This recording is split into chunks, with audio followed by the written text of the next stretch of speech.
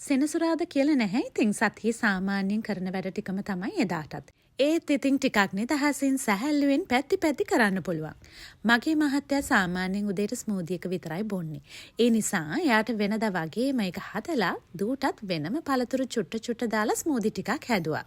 සිකුරාදා ලිලිල් ගිය වෙලේ කාබනාරා සෝස් එකක් තිබිලා ඒක ගත්තා. නිකමට හදලා බලන්න දරුවෝ කැමති වෙයිද කියලා.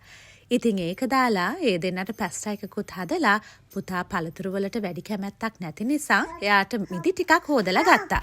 ඉතින් ඔන්න අද රූම් සර්විස් හැමදාම නැහැ හැබැයි හොඳද? ඉතින් ස්මූදි විතරක් මට දෙන්න ඒකත් මැනලා පිළිවෙලකට දෙන්න කියපු මගේ මහත්තයාගේ මූණ ඇඹුල් වෙලා අදත් උදේට මේක විතරද කියලා. ඕක ඉතින් වෙන බව දැනගෙන හිටිය නිසාම අපි දෙන්නටම හරියන්න කිරිබත් එකක් හැදුවා. එයාට ඉතින් කිරිබත් කෑවේ නැහැ පළතුරක් කෑවේ වගේ හිතෙන්න ඇපල් ගෙඩියක හැඩයට බෙදලා දීලා මටත් මං ආදරේ නිසා ලස්සන ලොකු රතු පාට හාට් එකක් හදාගත්තා. දැන් ඉතින් ඉඳගෙන ටීවී සීරීස් එකකුත් බලන ගමන් කන්න තමයි තියෙන්නේ.